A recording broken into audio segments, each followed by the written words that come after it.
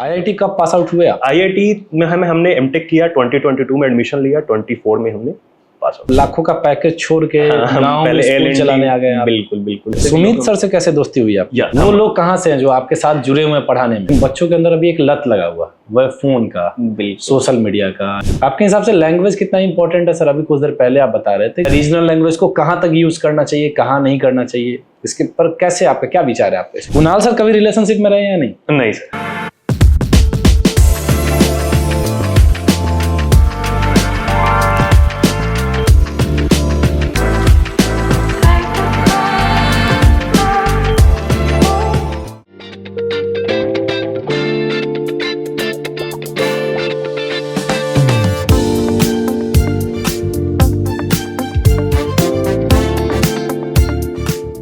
वाकिफ कहाँ जमाना हमारी उड़ान से, वाकिफ कहाँ जमाना हमारी उड़ान से, वो और थे जो हार गए आसमान से। आज हमारे साथ एकाक सारथी पब्लिक स्कूल कंसारा पोखर के डायरेक्टर और फाउंडर कुणाल किशोर जी मौजूद हैं, जो कि एक आईआईटीएन है। इन्होंने अपनी पढ़ाई आईआईटी मद्रास से पूरी की है और इन्होंने एक सपना ठाना है अपने गांव के बच्चों को शहर जैसी व्यवस्था देने की। तो सर कैसे हैं आप? बढ़िया, आप बताइए कैसा चल रहा है सर आपका स्कूल एकाक सारथी पब्लिक स्कूल कंसारा पोखर? सब ऊपर वाले के आशीर्वाद से, तो माता सरस्वती की कृपा से बहुत क्या अच्छा है चल सर रहा आपके स्कूल का मेन मकसद? हमारे स्कूल का जो मेन मोटिव है कि क्वालिटी एजुकेशन। जो हम लोग देखते हैं कि अभी अलग अलग स्टेट में जाएंगे तो अलग अलग एजुकेशन का एक क्रिएट किया गया है परसेप्शन कि स्कूल में इस तरीके से पढ़ाई होना चाहिए, इस तरीके से होना चाहिए। वो चीज़ हमने अपने गांव में नहीं देखा, कहने कि हम लोग गांव से ही बिलोंग करते थे और ये चीज़ हम देखते थे कि गांव के लोग ज़्यादातर बच्चों को पढ़ाने के लिए, जो थोड़ा सा एजुकेटेड पेरेंट्स थे, वो कहीं ना कहीं अपने बच्चों के लिए हाजीपुर या उससे बेहतर शहर पटना की तरफ मूव ऑन करते थे, जिसको बोलते पलायन करना। लोग नौकरी के लिए तो करते ही थे, लेकिन बच्चों के पढ़ाई के लिए भी लोग पलायन करना शुरू किए। आज भी करते हैं? आज भी करते थे। तो उन सारी चीज़ों को, पलायन को कहीं ना कहीं रोकने के लिए हमने जो बाहर की शिक्षा थी, जो क्वालिटी एजुकेशन था, हमने अपने गांव में लाकर रखा। जैसे कि मैं आपको छोटा सा एग्जांपल बताता हूँ क्या होता है क्वालिटी एजुकेशन और एजुकेशन होता क्या है बेसिकली। अभी बोलता है ना कि यार कोई आता जिंदा, मतलब आदमी जन्म लेता है तो खाली हाथ आया है और खाली हाथ जाएगा। बट मेरे हिसाब से ऐसा नहीं है। अगर आप एक अच्छे फैमिली में जन्म लेते हैं, या फिर अब तो गवर्नमेंट भी पढ़ाई के लिए जागरूक हो गया है बहुत ज्यादा, तो आप जब जन्म लेते हैं ना तो आपके पास एक घड़ा होता है। वो घड़ा किस चीज का होता है? वो पाप का घड़ा होता है। किस चीज का पाप? शिक्षा का, पढ़ाई का पाप होता है वो।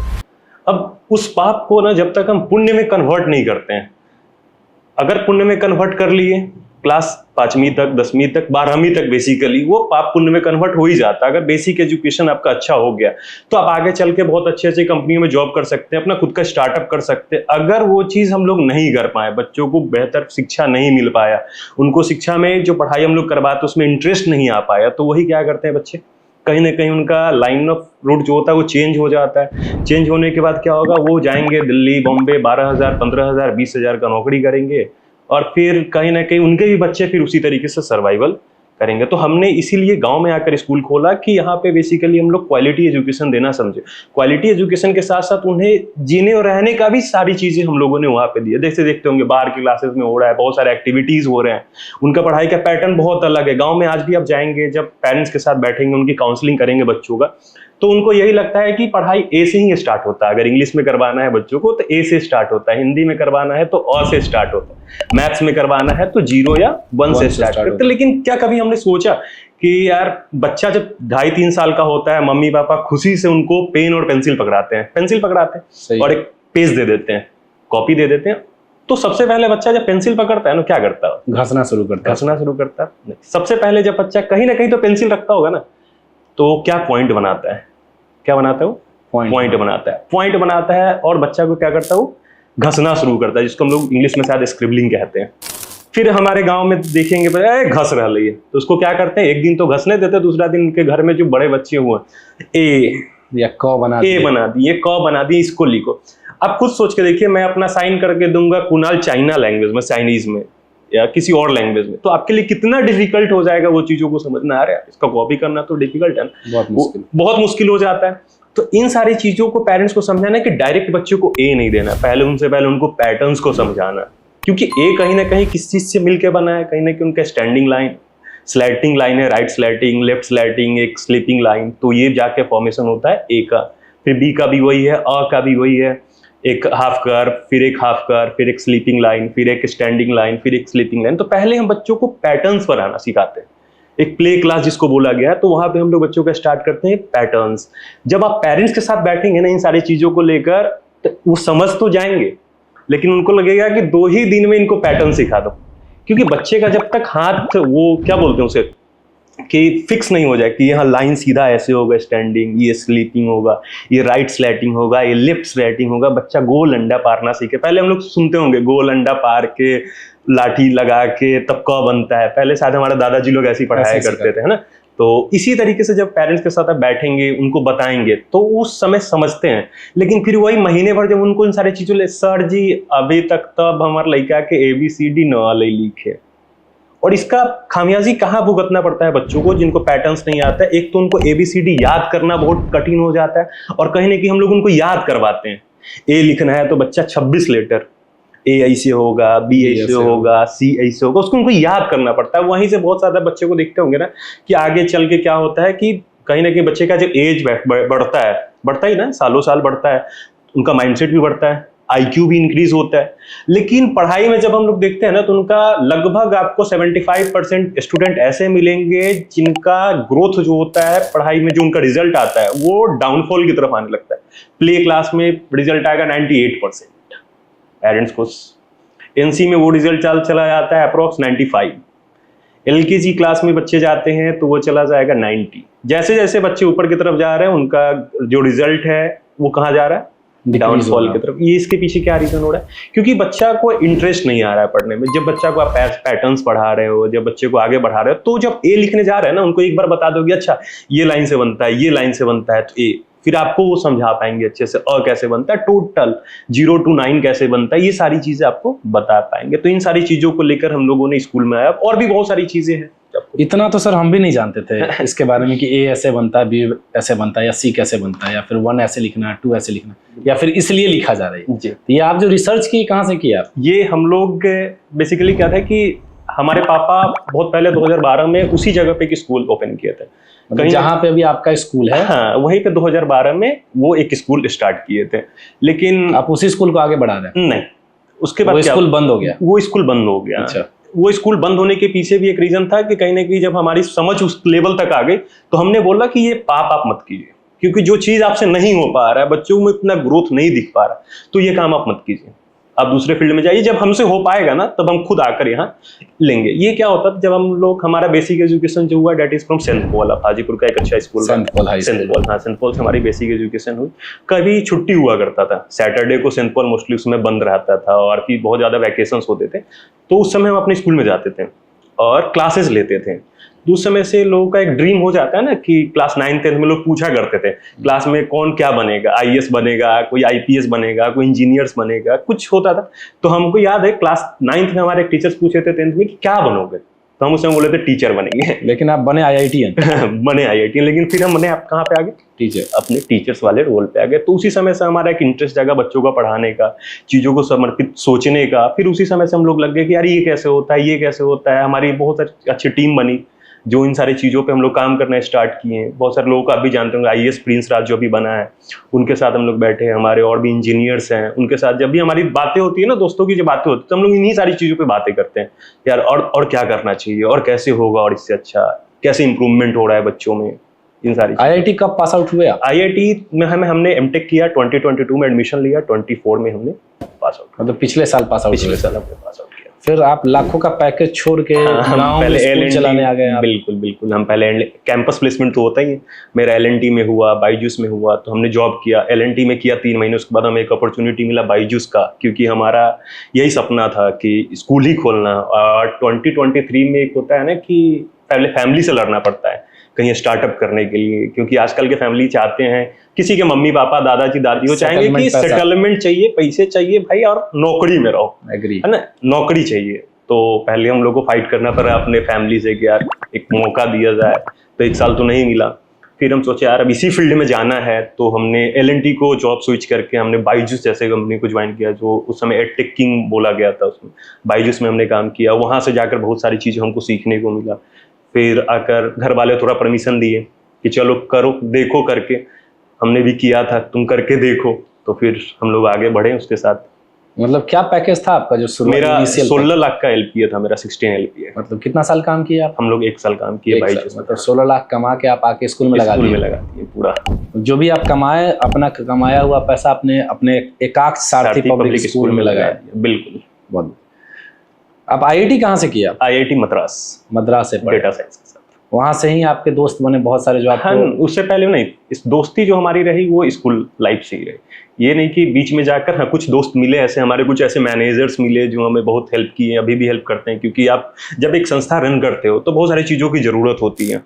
फाइनेंशियली भी आप कहीं ना कहीं अपने पास जो होता है स्टार्टिंग में ही लोग लगा देता है, रनिंग कैपिटल भी थोड़ा सा होता है, लेकिन फिर भी आपको लगता है बीच में ऐसे आवश्यकता आ जाते हैं जो हाँ आपके मित्र ही आपको सहयोग करते हैं। तो सुमित सर से कैसे दोस्ती हुई आप? या Sumit sir, I was in class 9th I think. हाँ, I was in class 9th जब मैं सेंट पॉल में था। तो सुमित सर हाजीपुर में कोचिंग लाए थे, क्योंकि वो खुद IIT बॉम्बे है। उनके बाद हाँ वो भी जॉब छोड़ के और हाजीपुर जैसे कस्बे शहर में आकर उन्होंने अपना एक कोचिंग लाया था, समर्थ्या क्लासेस।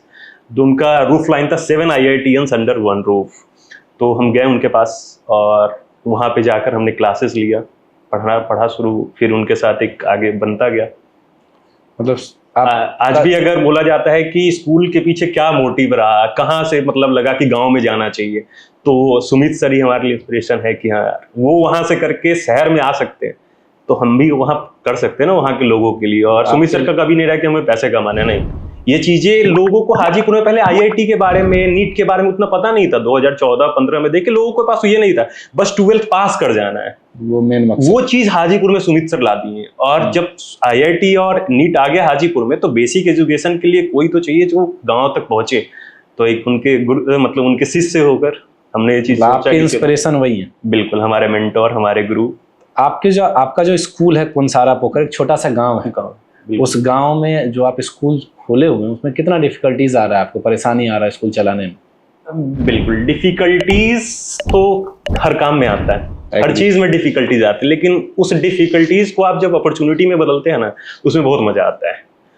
डिफिकल्टीज तो डे बाय डे आता है पेरेंट्स के साथ डील करना, क्योंकि जब आप गांव में जाते हैं ना, रूरल और अर्बन में इसलिए तो एक डिफरेंस बनाया गया है कि गांव के लोगों में आप देखोगे और उनके बच्चों में एक तो सबसे पहले लैंग्वेज बैरियर होता है।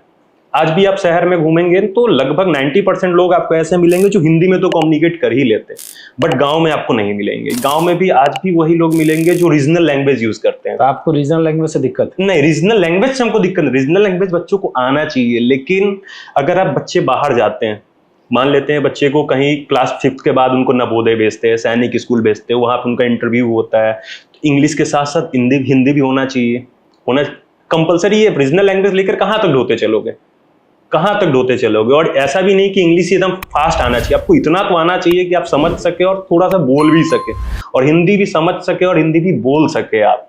तो गांव के जब बच्चे आते हैं रूरल एरिया, क्योंकि हमारे पास उतना बड़ा इंफ्रा तो है नहीं कि सारे हाई जो बोलते हैं पेरेंट्स, हाई क्वालिटी पेरेंट्स जो आए हमारे पास, उसके लिए तो बहुत ज्यादा फी लेना पड़ेगा बच्चों से, तभी उतना बड़ा इंफ्रा हम देंगे।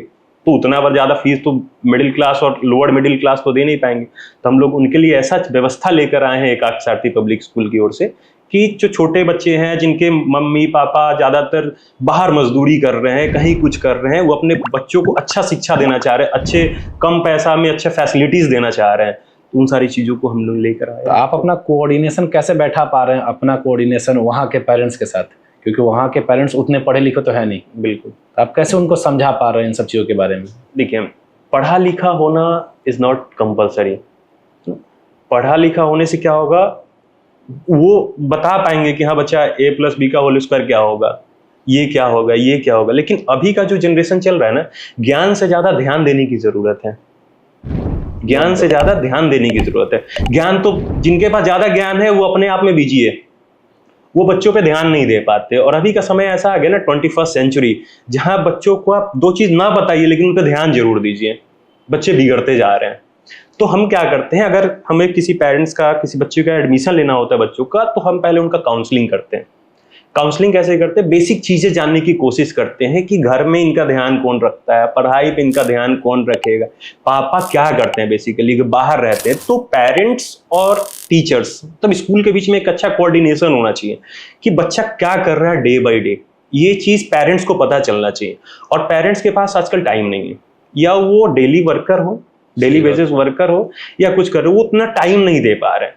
और डेली बेसिस वर्कर के पास आप जाते हैं जब, तो उनको ये सारी चीजों से मतलब उतना रूबरू नहीं होते, उनको भी रूबरू हम लोग करवाते हैं कि भैया आप थोड़ा इंटरेस्ट लीजिए। उनको इंटरेस्ट कैसे आएगा, जब बच्चे को अच्छी अच्छी चीजें हम सिखाकर स्कूल से भेजेंगे। और छोटे बच्चे हैं, 3 साल 4 साल 5 साल 7 साल के बच्चे हैं, वो आप उनको कुछ भी सिखाएंगे। बहुत ऐसे बच्चे होते हैं जो पेरेंट्स को बता पाते हैं कि हाँ ये चीज हम सीख के आए, लेकिन 50% बच्चे नहीं बोलेंगे, वो शर्माएंगे, थोड़ा हेजिटेट करेंगे, थोड़ा बदमाशी होता है, थोड़ा शैतानी होता है बच्चों में, तो वो नहीं बता। तो हम लोगों ने एक ऐसा सेटअप तैयार किया है। होमवर्क तो सारे स्कूल वाले देते हैं, होमवर्क आपको मैसेज के थ्रू भी भेज देंगे, चलो होमवर्क पहुंच गया, हमने क्या पीडीएफ भेज दिए। हमने क्या किया है, नहीं, हम आपके बच्चों को वो भेजेंगे, पेरेंट्स को, आपका बच्चा क्या पढ़ा है स्कूल में बेसिकली। आज अगर बच्चा आपका जो पोएम पढ़ा है उस पोएम का नाम लिखकर हम भेजेंगे। अगर बच्चा आपका पैटर्न्स पढ़ा है तो कौन सा पैटर्न्स पढ़ा है, ये हम आपको भेजते हैं। क्योंकि होमवर्क तो कॉपी में भी मिल जाता है ना बच्चों के लिए, तो direct is not more compulsory, homework तो हम कॉपी में भी दे देते हैं।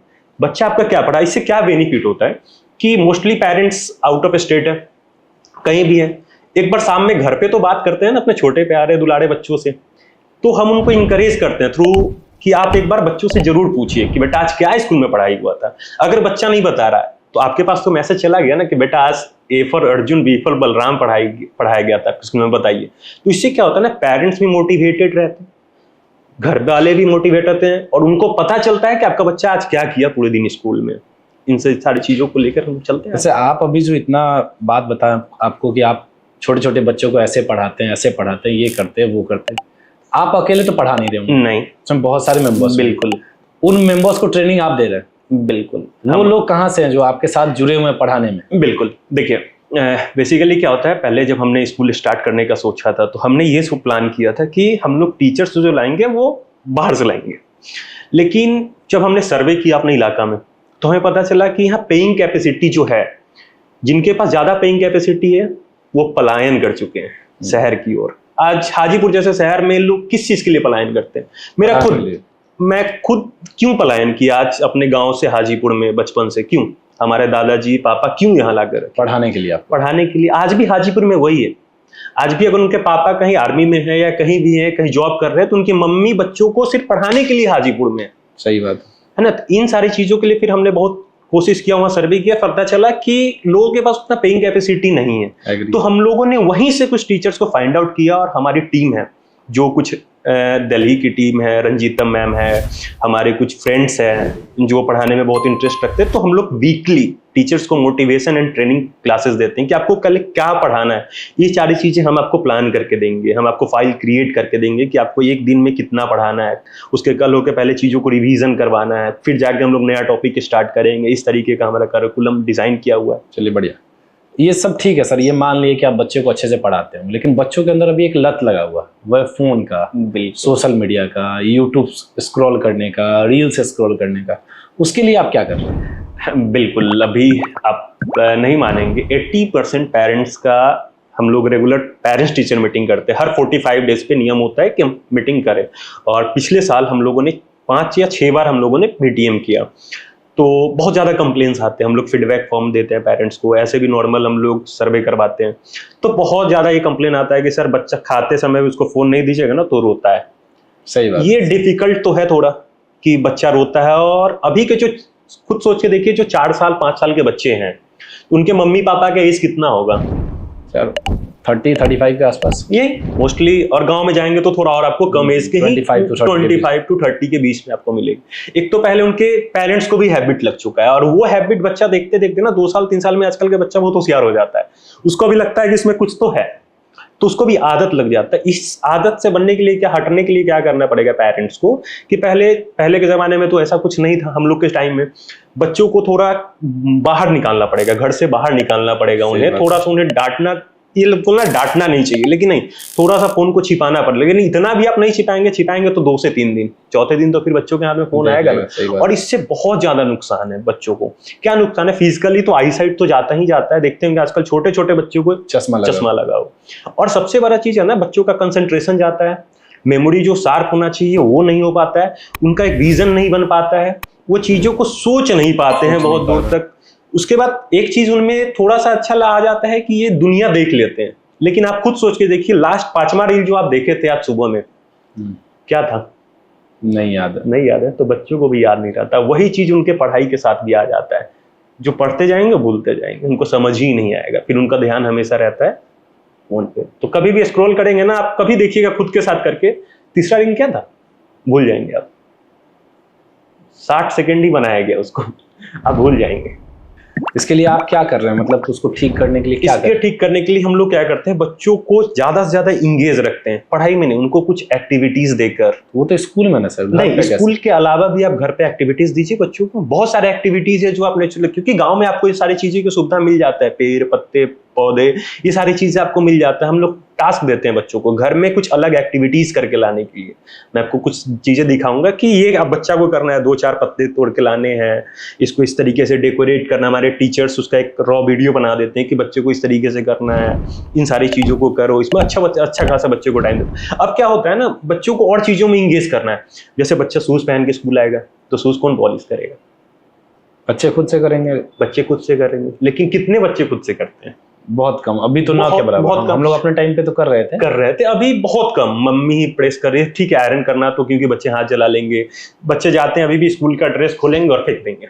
ये कंप्लेंट्स हमें बहुत आते थे। हम लोगों ने क्या किया, बच्चों को ट्रेनिंग देना शुरू किया कि हमारे स्कूल में आप आएंगे ना, हर क्लास में एक हैंगर हमने लगा कर रखा है। क्यों लगाया? और कुछ सैंपल शर्ट होता है, बच्चों को सिखाते हैं कि चेयर पे चढ़ेंगे, ऐसे करके हैंग करेंगे, उसमें उनको पॉलिश करना सिखाते हैं। और बोलते हैं कि आप स्कूल से जाओ, फ्री टाइम जब शाम में बैठते हैं, खेलते नहीं है तो बैठ के पॉलिश करो शूज पे। इन सारी चीजों का हम लोग ट्रेनिंग देते हैं। बच्चों को सही तरीके से ब्रश करना, ये भी सारी चीजें हम लोग बच्चों को सिखाते हैं स्कूल में। तो इन सारी चीजों में इंगेज करना बच्चों को कोशिश करें पेरेंट्स कि जितना उनको आउटसोर्स रखा जाए, घर से बाहर रख के खेलने को क्रिकेट दिया जाए। इतना तो तय है कि सर सिर्फ आपके अकेले चाहने से ये लत नहीं छूटने वाला है। जब तक गार्जियन नहीं चाहेंगे तब तक कुछ नहीं। बिल्कुल, पेरेंट्स का भी इन्वॉल्वमेंट बहुत ज्यादा जरूरत है।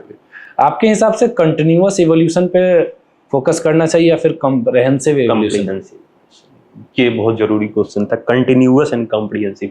क्या होता है जब हम कंटिन्यूअस एवोल्यूशन की बात करते हैं तो बेसिकली चीजें आ जाती है कि हम पढ़ाई कर रहे हैं, बच्चा ये सारी चीजें डे टू डे जो एक्टिविटीज अपना हो रहा है उस पर। लेकिन जब कॉम्प्रिहेंसिव की हम बात करते हैं तो सिर्फ पढ़ाई ही नहीं, सिर्फ मैथ साइंस SST जैसे सब्जेक्ट नहीं, उसमें आपका art and craft, music, sports, जितने सारे एक्टिविटीज आप, जैसे हमने आपको बताया शू पॉलिश करना, ये सारी जितनी एक्टिविटीज है, प्लांटेशन करना। अब प्लांटेशन तो सिखा देते हैं, लगभग स्कूल सिखाते हैं, लेकिन प्लांटेशन को डेकोरेट करना, आजकल डेकोरम का जमाना है, देखते हैं ना सारी चीजों। अब हम यहाँ बैठे कितना डेकोरेटिव है, बच्चे कहीं भी जाते हैं डेकोरेटिव, देखते होंगे पार्टी सार्टी में जाते हैं, बच्चा फुल कॉन्फिडेंस में रहता है। क्यों?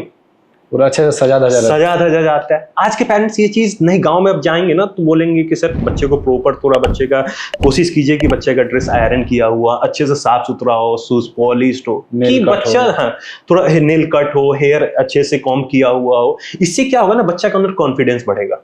जब बच्चे के अंदर कॉन्फिडेंस बढ़ेगा ना, तो क्लास में कुछ भी वो डाउट होगा, कुछ भी होगा, इजिली पूछ सकता है। देखते हैं शादी पार्टी में बच्चा गया, किसी दोस्त से मिल रहा है, मतलब एकदम जैसे हम ही लोग आए बैठे, अरे करो तुमको जो पूछना है पूछो। पहले बच्चे के अंदर कॉन्फिडेंस जरूरी है।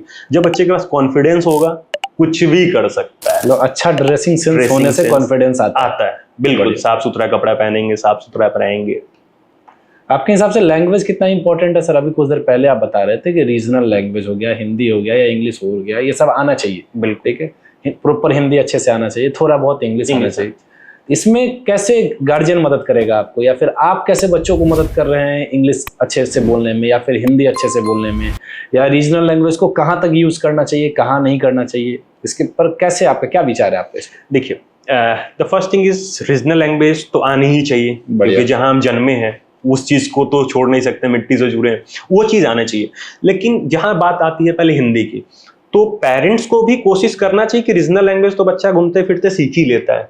लेकिन आज भी जब आप गांव में डोर टू डोर अब जब जाते हैं एडवर्टाइजमेंट में पेरेंट्स के पास बताने कि हमारा ये पढ़ाई का पैटर्न है, तो वहां भी जाएंगे तो आज भी आपको लोग रीजनल लैंग्वेज में ही बात करते हुए सही बात। और इसकी क्या खामियां होती है, जब बच्चा वहां से घर से उठकर स्कूल में जब आता है तो कुछ ऐसे भी पेरेंट्स के बच्चे होते हैं जो हिंदी बोल में बात करते हैं, कुछ ऐसे होते हैं जो रीजनल लैंग्वेज में बात करते हैं। इन दोनों का कॉम्बिनेशन करते करते आपको 2-3 महीना लग जाता है।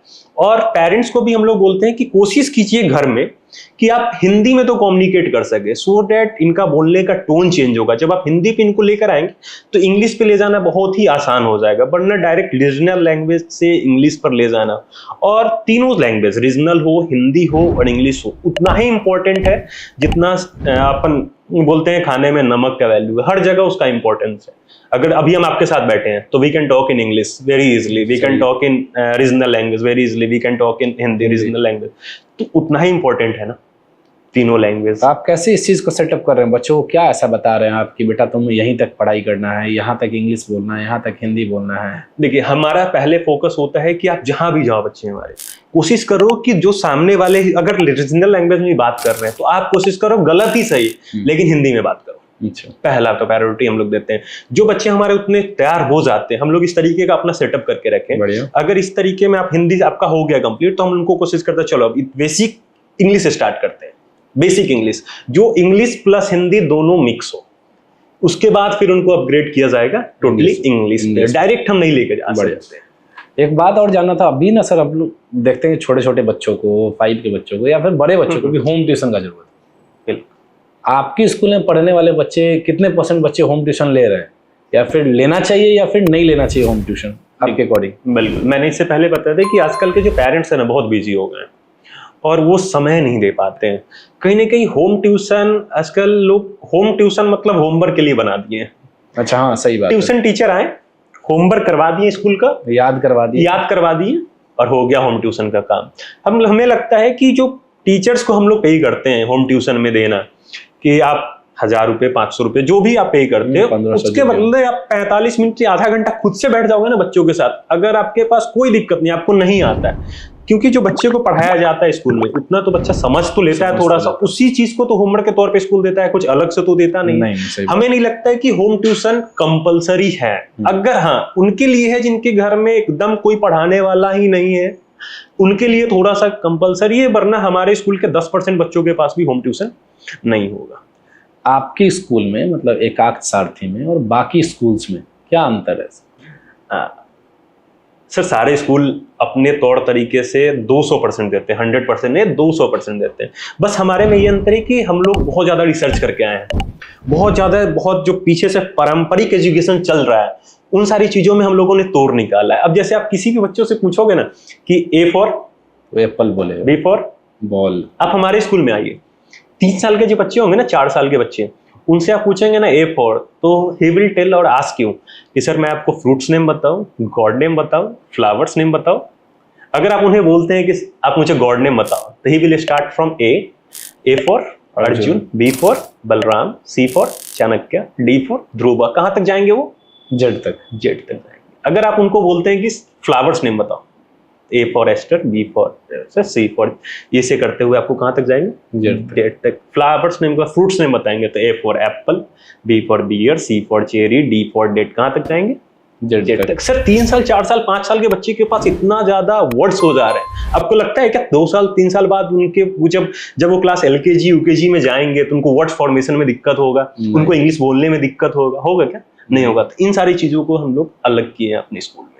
पैटर्न्स जो मैंने आपको बताया था, A कैसे क्रिएट होता है, B कैसे क्रिएट होता है, C कैसे क्रिएट होता है, A कैसे क्रिएट होता है, इन सारी चीजों को लेकर। इसके अलावा डे टू डे हम लोग एक्टिविटीज करवाते हैं।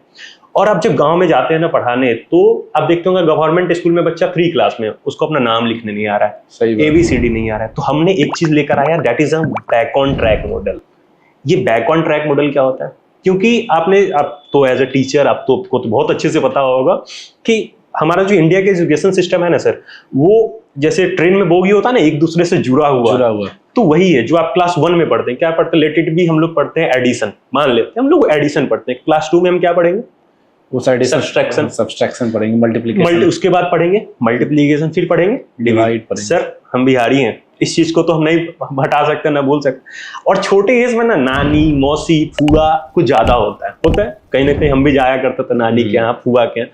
तो क्या होता है ना, स्कूल तो आपके लिए नहीं रुकेगा, बच्चा एडिशन पढ़ लिया, चलो एडिशन, उसे कॉन्सेप्ट समझ में आ गया। जब सब्सट्रैक्शन की बारी आई, आज तो बच्चा नानी क्या है, 4 दिन नानी क्या रह गया, किसी भी रीजन से। लेकिन पेरेंट्स इस चीज को नहीं समझते हैं कि अरे 2A क्लास में तो है, क्या ही छूट जाएगा इसका। पेरेंट्स इस बेसिक चीज को नहीं समझते।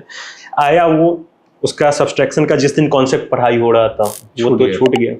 बच्चा बना लेगा सर, सब्सट्रैक्शन तो उसको जबरदस्ती मारपीट के जैसे भी समझा दो बना लेगा, लेकिन जब उसको मल्टीप्लीकेशन में पढ़ाएंगे ना, दिक्कत होगा सर, वहां से बच्चे का इंटरेस्ट कम होते चला जाएगा। और यही मेन रीजन होता है। ये सिर्फ मैथ्स में नहीं, साइंस में देखिए, SST में देखिए, सारे सब्जेक्ट में देखिए, यही मेन रीजन होता है। जो बच्चों का प्ले क्लास में अच्छा रिजल्ट आता था, नर्सरी में उससे कम, और यही होता है बच्चों को ग्रोथ को कम करना। तो इसलिए हम लोगों ने लाया back on track study pattern, कि जो बच्चे क्लास 3 में भी आपको कुछ नहीं आ रहा है, हम आपको क्या करेंगे, जो बेसिक कॉन्सेप्ट्स हैं वहां से स्टार्ट करेंगे। उसके बाद आपको क्लास 1 का लेकर जाएंगे। 1 में कौन से ऐसे सिलेबस है जो 2 में काम आ रहा है, क्योंकि ऐसे कौन सा सिलेबस है जो 3 में काम आ रहा है, उस चीज को हम लोगों ने बना कर रखा है, और उसी बेसिस पे हम लोग बैक ऑन ट्रैक फॉलो करें। बढ़िया।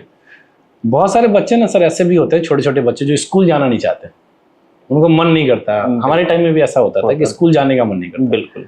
आप ऐसा कुछ कर रहे हैं जिससे आपका बच्चा कह रहा है नहीं आज हम स्कूल जाएंगे ही? बिल्कुल। हम लोग क्या करते हैं ना कि एक तो एक्टिविटीज हमारा पर डे का होता है, ये नहीं कि सैटरडे को ही हम एक्टिविटीज करवाएंगे और स्पोर्ट्स करवाएंगे, नहीं। छोटे बच्चों के लिए हम लोगों ने मतलब हर एक क्लास बच्चों को पढ़ाया, सेकंड क्लास हमारा एक्टिविटीज होगा कि बच्चों को मन लगा रहा है। उसके बाद हम लोग क्या करते हैं ना कि स्कूल में बर्थडे सेलिब्रेट करते हैं, बर्थडे सेलिब्रेट करते हैं। और बर्थडे सेलिब्रेट से टॉफी बांट कर नहीं, हम लोग हर बच्चे का जन्मदिन केक कटवा कर मनाते हैं, और उनके क्लासमेट और स्कूलमेट के साथ। उसका पैसा कौन दे रहा है? नहीं, हम लोग स्कूल के तरफ से ही, हमारा तरफ से? बिल्कुल स्कूल के तरफ से होता है। पेरेंट्स से हमारा कुछ भी नहीं रहता कि आप हमें देंगे तो हम करवाएंगे, नहीं, स्कूल के तरफ से ये रहता है। ये हम लोग इसलिए गांव में किए कि बच्चों को पता चले कि हाँ केक कटता है, तो हैप्पी बर्थडे का एक सॉन्ग भी है जो हम लोग अच्छे से गा सकते हैं। और क्या होता है, जिस दिन कम बच्चे आते हैं, ज्यादा मोस्टली इसका हुआ बर्थडे तो हम लोग अपने तरफ से ट्रीट भी करते हैं, बच्चों को देते हैं। और जिस दिन कम बच्चे आते हैं, होता है कुछ ऐसा दिन जिस दिन कम बच्चे आए, हम लोग क्या करते हैं, बहुत अच्छा ट्रीट देते हैं बच्चों को। और इसमें क्या होता है, कल तो हम नहीं आते पार्टी में, स्कूल में छूट गया मेरा। तो इस लालसे से हमने देखा है कि बच्चे हमारे यहाँ बहुत कम एब्सेंट करते हैं। कुछ ऐसा एक्टिविटीज करवा दी जिसमें बच्चों का, क्योंकि जो भी सारी चीजें हम लोग करवाते हैं वो वीडियो के फॉर्म में बच्चों तक पहुंचा देते हैं। आप जिस जगह स्कूल चला रहे हैं, सबसे बड़ा चैलेंज आपके लिए क्या है? सबसे बड़ा चैलेंज है पेरेंट्स के साथ बैठकर डील करना, उनकी चीजों को समझना। जब वो बच्चे का दाखिला करवाते हैं, एडमिशन करवाते हैं स्कूलों में, उनके बच्चे 3 साल 4 साल का हो, तो हमने आपको बताया था हम लोग पैटर्न से स्टार्ट करते हैं इन सारी चीजों से। उन्हें लगता है 2 ही महीना में हमारे बच्चों को ABCD पूरा क्यों नहीं आया लिखने, और पूरा क्यों नहीं आया लिखने। उसके बाद उनको चीजों को समझाना कि ये भी होता है, इस तरीके से कीजिए, घर पे थोड़ा ध्यान दीजिए। उनको यूनिफॉर्म के लिए बोलना है कि सर यूनिफॉर्म है, यूनिफॉर्म क्यों जरूरी है, सर कपड़ा ही तो है। बच्चे ऐसे ऐसे आपको पेरेंट्स मिलेंगे कि सर कपड़ा ही तो है, पहन के कुछ भी आ जाएगा, चप्पल में आ जाएंगे। उनको ये चीज नहीं समझ आता है कि सारे बच्चे जब एक जैसे दिखेंगे उनका कॉन्फिडेंस बढ़ेगा, वो बच्चे और अच्छे से ग्रूम कर पाएगा आगे। इन सारी चीजों पे आपको रूरल क्षेत्र में बहुत ज्यादा डिफिकल्टीज मिलेगा, और भी फाइनेंशियली बहुत सारी चीजें हैं, लेकिन सारी चीजों को हम लोग कैमरा से व्यक्त नहीं कर सकते। बढ़िया। तो फीस में, अटेंडेंस में और रिसोर्सेस में बिल्कुल क्या क्या चैलेंजेस है? आप रिसोर्सेस, क्योंकि जब आप वहाँ पे, आप हमारे स्कूल का फीस बहुत कम है, बहुत ही कम। जो लोग भी कितना? 500 रुपये, मतलब आप जितना सुविधा दे रहे हैं वो सिर्फ मात्र 500 में? मात्र 500 रुपये में, कोई एक्स्ट्रा चार्जेस एंड कुछ नहीं, क्योंकि हमारा मकसद कभी पैसों से रहने, पैसों के लिए तो हम जॉब कर ही रहे थे ना। तो उसके अलावा कोई चार्जेस? कोई चार्ज। जैसे बहुत सारे स्कूल में अगर एनुअल फंक्शन होता है उसका अलग से 500-700 लगता है, या फिर कोई फंक्शन हो गया, क्रिसमस डे सेलिब्रेट हो रहा है या कुछ भी सेलिब्रेट हो रहा है तो उसका अलग से पैसा लगा। आपके यहाँ बड़ा सिंपल सा सिस्टम है कि 500 रुपया में हर महीने पढ़ते रहिए। बिल्कुल पढ़ते रहिए। और आप डेज की बात करते हैं सर, हम लोग मदर्स डे सेलिब्रेट करते हैं, हम लोग ग्रैंड पेरेंट्स डे सेलिब्रेट करते हैं, हम लोग जितना सारा डे, अभी डांडिया हुआ है हमारे स्कूल में, जो भी गणेश पर्व होता है, फादर्स डे कर रहे हैं नहीं कर रहे? फादर्स डे तक हम लोग सेलिब्रेट करते हैं, और फादर्स डे से ज्यादा हम लोग मदर्स डे पे इसलिए फोकस करते हैं। हमारा फर्स्ट PTM जो होता है that is on mother's day. हर सेशन में, पहले सेशन में हम लोग PTM किए थे, that is on mother's day. Second session में जो भी हमारा PTM हुआ था first, that is on mother's day. ये मदर्स डे के पीछे क्या कॉन्सेप्ट होगा सर? हम लोग मदर्स को गिफ्ट भी देते हैं, और हम कोशिश करते हैं कि हमारे हर पेरेंट्स टीचर मीटिंग में आज भी गांव की जो महिलाएं हैं वो नहीं निकल पाती, हम आप कोशिश जिस करते हैं, सोसाइटी में स्कूल खोले उसमें और दिक्कतें हैं, तो हमारा कोशिश होता है कि उनकी मम्मी स्कूल में आए और हमारे टीचर्स के साथ बैठे, उनके कॉपी को देखें, उनको समझ में आए कि हमारा बच्चा किस तरीके से पढ़ाई कर रहा है। सही बात। इसलिए हम लोग मदर्स डे पे मदर्स को ज्यादा फोकस करते हैं और उनको ज्यादा व्यस्त करते हैं बच्चों की पढ़ाई में। क्योंकि आप खुद सोचिए ना, आज किसी के मम्मी पापा इतने मेहनत कर, बच्चे हमारे 7-8 बजे स्कूल में आते हैं, सबसे पहला काम किसका होता है? गार्जियंस का है। मम्मी का, कि मम्मी उनकी सुबह उठती है, खाना बनाती है, अपने खाने से पहले बच्चों को खिलाती है, उनको तैयार करती है, उनके लंच बॉक्स में भेजती है, गाड़ी पर बैठाती है, फिर बच्चा स्कूल आता है, फिर बाकी का काम वो करती है, फिर अपने उनके अगर मतलब बच्चे के पापा है फिर उनको ड्यूटी जाने के लिए छोड़ती है। मम्मी का कितना बड़ा रोल होता है, बहुत बड़ा होता है। फिर उनके पापा जाते हैं, लास्ट में जब सब कुछ हो जाता है तब उनकी मम्मी अपने मुंह में कुछ रखती है, और फिर वो मम्मी रखी नहीं कि थोड़ा आराम नहीं की, फिर बेटा इंतजार करती रहती है, बच्चे आ जाते हैं, फिर बच्चे का ड्रेस खुलवाना, फिर रखवाना, कितना ज्यादा रोल होता है। इसलिए हम लोग सबसे ज्यादा सेलिब्रेट करते हैं मदर्स डे के लिए। हम लोग मम्मियों के लिए अच्छा सा गिफ्ट रखते हैं। सब लेज कुरकुरे तो सब खा लेते हैं ना, मम्मी के लिए, मम्मी को मिलता है तो मम्मी फिर बच्चों के लिए रख देती है। हम लोग ऐसे ऐसे गिफ्ट, ये सारी चीजें हैम्पर तैयार करते हैं कि मम्मी के लिए स्पेशल हो, सिर्फ मम्मी ही यूज कर सके, लगे कि हाँ स्कूल से मिला है। और उनको थोड़ा वैल्यू क्रिएट करना बच्चों के सामने बहुत ज्यादा जरूरी, उनके फैमिली में वैल्यू क्रिएट करना रूरल साइड में बहुत ज्यादा जरूरी। फीस का बात बता रहे थे सर आप, कितना कलेक्ट कर पा रहे हैं आप ओवरऑल? कितना मतलब कैसे माने से मान लीजिए आउट ऑफ 100 कितने बच्चे का फीस प्रॉपर्ली आ रहा है आपके पास? सर 50% भी बहुत कठिन हो जाता है गांव में कलेक्ट करना, बहुत ही मुश्किल हो रहा है। सर क्या है ना, आज भी इंडिया के एजुकेशन सिस्टम में और बिहार में जब आते हैं तो एजुकेशन का जो फी और ये सारी चीजें होता है ना, 75% पेरेंट्स उनको सबसे लास्ट में रखें। एग्री। फीस को सबसे लास्ट में, उनके जो प्लानिंग होता है ना मंथ का, उसमें वो चीज सबसे लास्ट में होता है। ये काम हो जाएगा, वो काम हो जाएगा, तो बचेगा तो सोचेंगे वरना 500 ना है अगला महीने दे देंगे। और इसमें क्या होता है कि जब पेरेंट्स 2 महीने 3 महीने 4 महीने का फी कर लेते हैं, उसके बाद वो आपको कंप्लेन नहीं करेंगे, कभी आपको कंप्लेन नहीं करेंगे। हकीकत है, किसी भी स्कूल के प्रिंसिपल डायरेक्टर से पूछ सकते हैं, ये हकीकत है और इससे पीछे नहीं हटना चाहिए। स्कूल वाले को इससे पीछे नहीं हटना चाहिए। क्या करेंगे, फिर आपकी वो खामियां निकालना शुरू करेंगे, और ये खामियां के लिए आप उनको बहुत बार मौका देते हैं। पेटीएम में ये रेगुलर हमारा कंप्लेन नंबर है, कंप्लेन कीजिए। हम लोग घर पे लेटर भेजते हैं कि आपके साथ अगर दिक्कत है तो हमें लिख कर भेजिए। अगर उनके पास आपका पैसा है, फीस बाकी है, बिल्कुल, तो फिर वो आप पे उंगली उठाना शुरू करेंगे। और आज भी है ये चीज, स्कूल चेंज, अच्छा, कोचिंग चेंज, ट्यूशन चेंज। आपके यहाँ गिर गया, इनके यहाँ तो पढ़ाई नहीं होता है। भैया आप पढ़ाई को समझे नहीं होंगे। फिर आप अगर पढ़ाई को समझ लिए होते, हमारे यहाँ किसी भी स्कूल में, हर स्कूल अपना देता है, ये नहीं कि वो खराब है वो खराब है, हर स्कूल अपना 200% देता है। और आज भी गांव के स्कूल में क्यों नहीं ग्रोथ आपको दिखता है? कहीं ना कहीं वो फाइनेंशियली टूट जाते हैं, उनको लगता है यार चलो अब चल रहा है, चलने दो, ज्यादा नहीं। और हम लोग का क्या है, ठीक है हमारे पास ऐसे ग्रुप हैं जो डोनेट करते हैं, हमारे पास आते हैं इतने फंड कि हम लोग को पेरेंट्स के फीस के लिए सोचना है, चलो दे देते हैं ना। सर ये बात जो अभी आप बोले, इसका फिर आपको गलत इम्पैक्ट भी पड़ने वाला है। हाँ बिल्कुल, जो हमने बोला कि दे देते, लेकिन नहीं, अभी आप बताएं कि आपको डोनेशन से पैसे आते हैं। ये डोनेशन नहीं कि फ्री में कर रहे हैं, हमें हेल्प मिलता है कि सर आप अभी चलाइए। अब आपको गार्जियन बोलेंगे सर आपको तो पैसा आएगा करता है नहीं, in the form of loans जिसको हम बोलते हैं, in the form of help की अभी कर लो, क्योंकि हम लोग का स्कूल अभी स्टार्टिंग में है। पेरेंट्स तक सारी चीजें पहुंचाना कहीं ना कहीं एक, क्योंकि अभी छोटे स्कूल में आप आईआईटी का रिजल्ट तो नहीं दे दोगे ना, छोटे स्कूल में बच्चे को आईएएस नहीं बना दोगे ना। बढ़िया, सही बात। उनको बेसिक चीज ही दोगे, संस्कार दोगे, ये सारी चीजों को दिखने में समय लगता है, तभी आपके पास बच्चे आते हैं और आगे आप बढ़ाते हैं। आपका आने वाले 5 साल 10 साल का प्रोजेक्ट क्या है? मतलब क्या सोच रखे आप अपने स्कूल के बारे में? बिल्कुल, हमने सोचा है अभी आने वाला 5 साल में, हमने तो सोचा था कि क्लास 10 तक हम लोग रन आउट करेंगे, बट बेसिकली अब जब नया स्कूल सेटअप करते हैं तो सीनियर क्लास में बच्चे नहीं आते।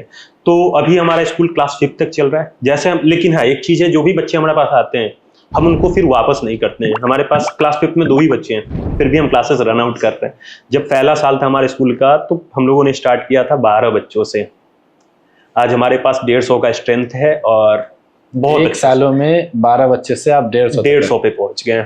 आपका ट्रैक सही है फिर तो। बिल्कुल, कहीं ना कहीं हमारे पढ़ाई, हमारे दिया हुआ बच्चों का संस्कार, ये पेरेंट्स को अच्छा लगता है। और हम कहीं पब्लिसिटी, हमारा कोई बैनर, कोई होर्डिंग आपको हमारे एरिया में आपको नहीं दिखेगा।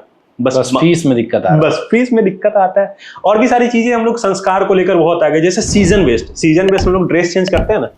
हम लोगों ने क्या किया, जैसे नमस्ते से हम लोगों ने स्टार्ट करवाया था। अभी चल रहा है दुर्गा पाठ, हम लोग जय माता दी पे आते हैं। इससे पहले चल रहा था गणपति जी का, उनका हम लोग ब्लेसिंग कर रहे थे। उससे पहले राधे राधे चल रहा था।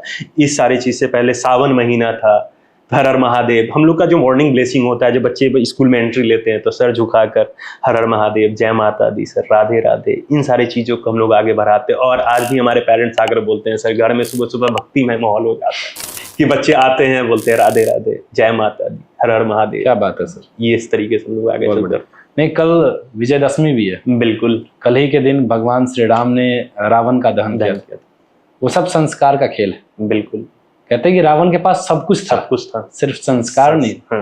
उस पर एक लाइन है कि सब कुछ जीता जा सकता है संस्कार से, सब कुछ जीता जा सकता है संस्कार से, और सब कुछ रहते हुए इंसान हार जाता है अहंकार से। तो रावण को अहंकार हो गया, उस वजह से वो हार गया। संस्कार बहुत इंपॉर्टेंट है। तो ये जो सर हैं वो अपने स्कूल में अपने बच्चों को ज्ञान कैसे दे रहे हैं, नहीं दे रहे, उसके बारे में तो इनका रिजल्ट बताएगा आने वाले सालों में, ठीक। लेकिन हाँ, इनके बातों से ऐसा जरूर लग रहा है कि अपने बच्चों को संस्कार जरूर दे रहे हैं। सर अगला एक सवाल था बहुत छोटा सा, ठीक है, कि आप जब स्कूल चला रहे थे, आपके लिए सबसे प्राउड मोमेंट कब आया, जब आपको लगा यार चलो स्कूल चलाने से बहुत सुकून मिल रहा है हमको? ऐसा सर देखिए, हमारा प्राउड मोमेंट डेली मिलता है हमें। जब हम स्कूल के गेट के अंदर एंट्री लेते हैं, बच्चों के साथ घुल मिल लेते हैं, लगता है कि यार चलो यही चाहिए था जीवन में।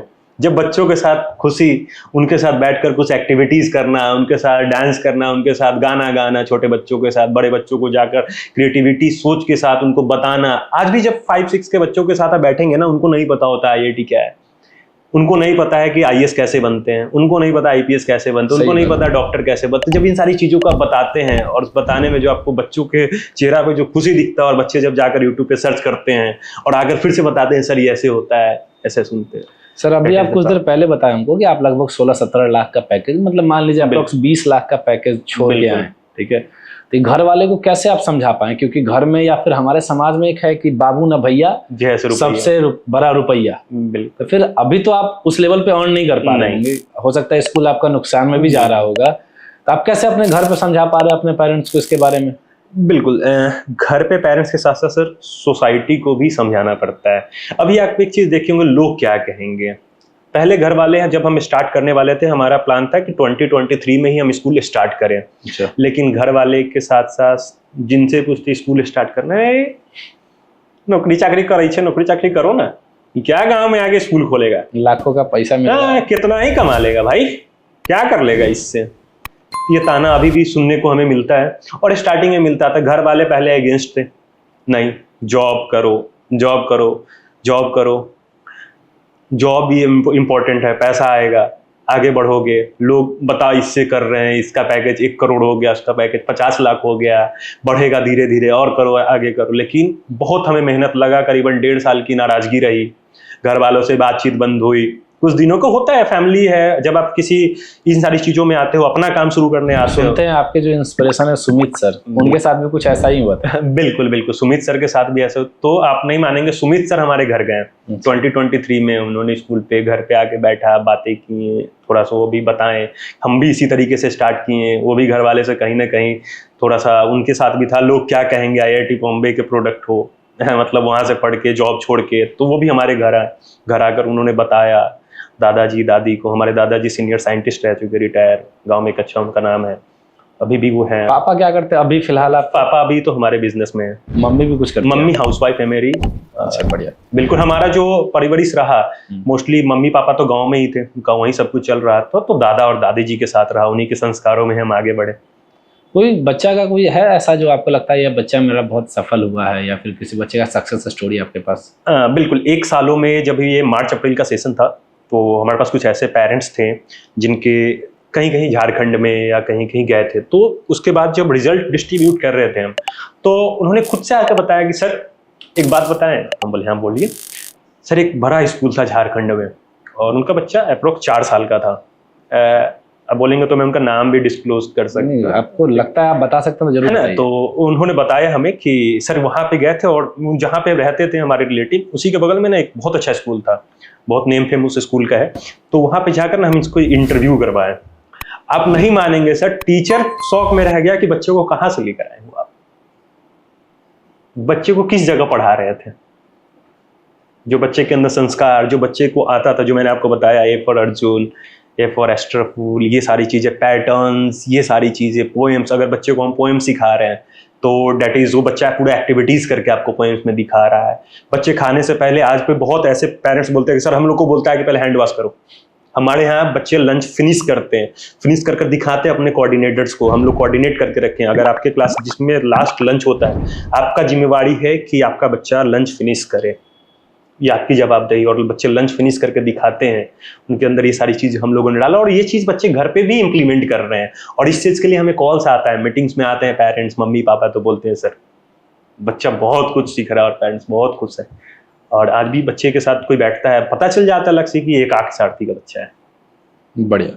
अगर आपको कुछ दोबारा करने का मौका मिला, दोबारा चांस मिला जिंदगी में, तो किस चीज़ को आप करेंगे, या फिर क्या चीज़ सही करना है आपको, या फिर कुछ ऐसा जो छूट गया पहले उसको दोबारा चांस मिलता तो सही करते? बिल्कुल, आज भी हमें लोग बोलते हैं कि यार जॉब कर लो, क्या ही बता बच्चा में क्या ही मिल रहा है। अगर हमें दोबारा चांस मिला ना सर, फिर भी हम किसी गाँव को पकड़ेंगे अपने से दूर और वहाँ फिर स्कूल चलाएंगे।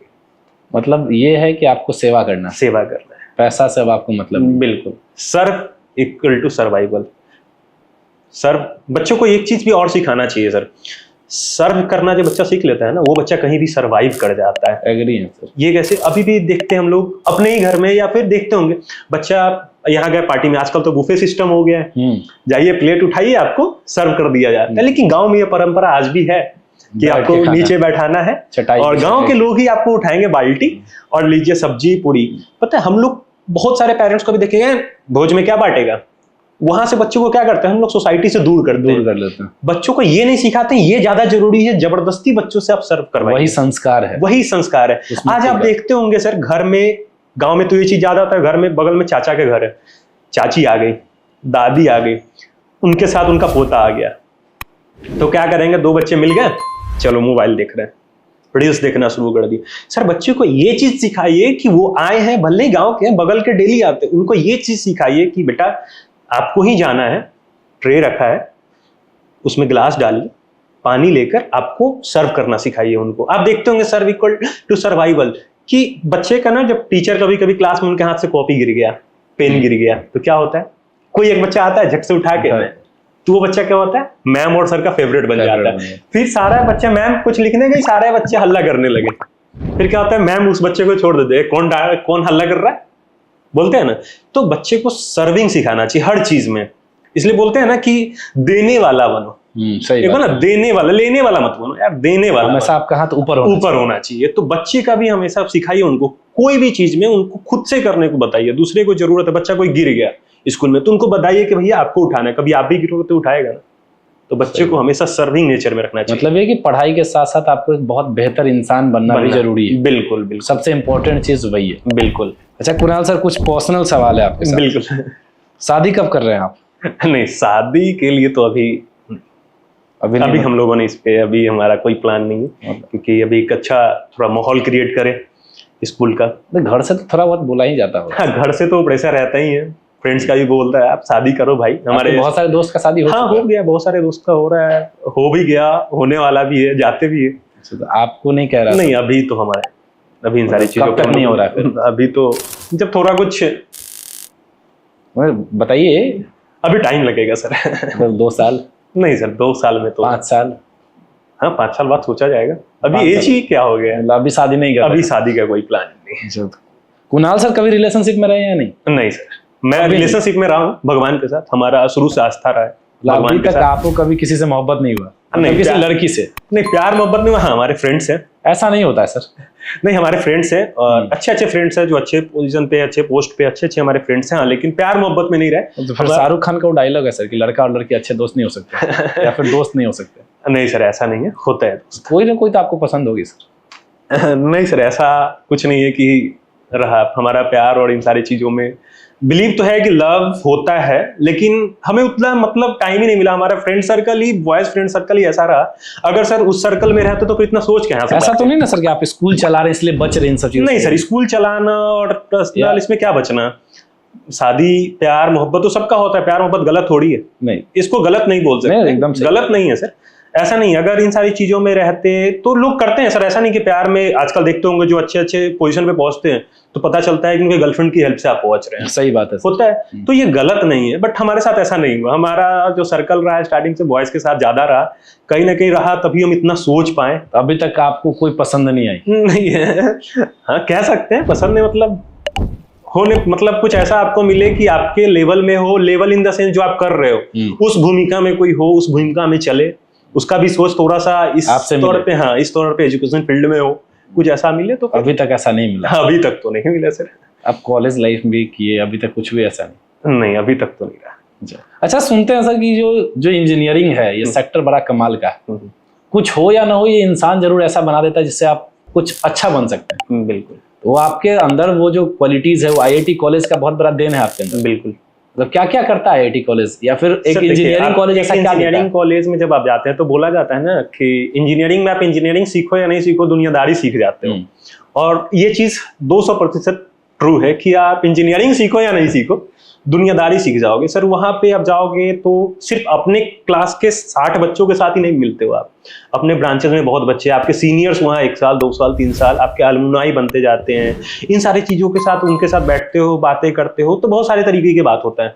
ये नहीं कि सारा चीज सही होता है, बहुत चीजें देखते होंगे। बहुत सारा इंजीनियर्स आतंकवादी भी बन गया, और बहुत इंजीनियर्स आज नासा और इसरो में बैठे हैं। ओसामा बिन लादेन सुनते हैं कि इंजीनियर्स हैं, सुनते तो हम भी पढ़े थे, इंजीनियर्स ही हैं। तो हर जगह आपको माहौल मिलता है, और अच्छे कॉलेजेस में जाते हैं आप तो अच्छे माहौल मिलते हैं, अच्छे लोग मिलते हैं, तो इसीलिए कंपटीशन को बनाया गया है। आपका स्पोर्ट्स में कोई इंटरेस्ट है या नहीं? स्पोर्ट्स में था, और अभी भी हाँ मौका मिलता है। हमारे गांव में भी वॉलीबॉल होता है, अगर हम वहाँ रहे सामने तो वॉलीबॉल खेलते हैं। वॉलीबॉल, क्रिकेट नहीं खेलते आप? नहीं, क्रिकेट नहीं खेलते, वॉलीबॉल खेलते हैं, बैडमिंटन खेलते हैं। देखते हैं या नहीं देखते? नहीं, क्रिकेट तो देखते हैं। अभी इंडिया पाकिस्तान का मैच हुआ था, सब कुछ छोड़ के पहले देखना है, क्रिकेट तो देखना। फेवरेट प्लेयर कौन है आपका? विराट कोहली। विराट कोहली। फिर आप आईपीएल में विराट कोहली की टीम को सपोर्ट कर रहे हैं? बिल्कुल, सपोर्ट तो। आपका टीम 18 साल बाद जीता सर। हाँ, इस बार रिकॉर्ड बनाया वो। पॉलिटिक्स में कोई आपका इंटरेस्ट खास? पॉलिटिक्स में इंटरेस्ट तो होता ही है, बिहारी है, पॉलिटिक्स तो खून में रहता है, जेनेटिक्स है, तो पॉलिटिक्स है अपने जगह सही है। लेकिन आप किस पार्टी को सपोर्ट करते हैं? पार्टी जो देश को सपोर्ट करे, जो देश को आगे ले जाने में मदद करे। तभी आपको ऐसा कौन लग रहा? ऐसा रिवील करना तो नहीं, बताना होगा ना सर आपको। जैसे कि आप अगर पॉलिटिक्स में हैं तो आप किसी न किसी विचारधारा के सपोर्ट में होंगे। बिल्कुल। तो आप किस विचारधारा के साथ हैं? देखिए, जब हम बात करते हैं पॉलिटिक्स में तो अभी आप देखते होंगे बहुत सारा ई जनरेशन आ गया है। देखते हैं ना आजकल जेनजी का जनरेशन है, अभी नेपाल में बहुत सारा कांड हुआ है, सारे जेनजी जनरेशन है। अभी आप देखेंगे ना, लोग टेक्नोलॉजी बेस्ड चीजें बहुत ज्यादा आ रहा है, फॉरेन्स के साथ बहुत ज्यादा हम लोग मिलजुल रहे हैं। तो कहीं ना कहीं अभी जो हमारे केंद्र में सरकार है तो वो बहुत अच्छा वर्क कर रही है, केंद्र वाली सरकार। तो खैर, अगर सरकार काम कर ही रही है तभी सपोर्ट में है। मतलब ये कि आप मोदी जी को सपोर्ट कर? हाँ, कहीं ना कहीं मोदी जी भी आगे कर रहे हैं। देख रहे हैं आजकल मोदी जी के ही कारण कहीं ना कहीं अभी बिहार में जो सरकारी स्कूल के शिक्षक बन रहे हैं, उनका कैटेगरी पहले के मुताबिक, अभी पहले जो जमीन पे था वो आज आसमान में। आज हमारे सरकारी स्कूल के जो टीचर्स आ रहे हैं वो बीपीएससी क्वालिफाइड आ रहे हैं, कहीं ना कहीं बहुत अच्छे लेवल के टीचर्स आ रहे हैं। तो इन सारी चीजों को लेकर तो हमारा बिहार भी आगे बढ़ेगा ना सर, तो इसलिए सपोर्ट किया जा रहा है। मतलब इस बार आपका वोट जा रहा है एनडीए को? नहीं, वोट तो वो देखा जाएगा। अगर आप सपोर्ट कर रहे हैं मोदी जी को तो फिर उन्हीं के साथ आपका वोट जाने वाला है। अब ये तो इसलिए तो वोट को हिडन रखा गया है। हिडन रखा गया। चलिए ठीक, फिर बहुत मजा आया सर आपके साथ बात करके। ठीक, तो आज हमारे साथ थे IITian कुणाल सर, जो एकाक्ष सारथी स्कूल कंसारा पोखर में चलाते हैं और बहुत कमाल काम कर रहे हैं। आपको ऐसा लगा होगा इनसे बात करके या फिर इनकी बातों को सुन के कि ये सिर्फ बच्चों को सिर्फ पढ़ाई नहीं दे रहे, ये वो पैटर्न बता रहे हैं कि जिससे आपका बच्चा एक बेहतर इंसान बन सकता है, एक सफल इंसान बन सकता है, और समाज में कैसे रहना है, क्या करना है, ऐसा क्या करे जो हम, आप या हमारा समाज धीरे धीरे आगे बढ़े। तो एक रूरल एरिया में स्कूल चला रहे हैं अपने लाखों का पैकेज छोड़कर। यह हमारे लिए और आप सब के लिए एक बहुत बड़ी इंस्पिरेशन है। Thank you so much sir हमारे शो में आने के लिए। Thank you.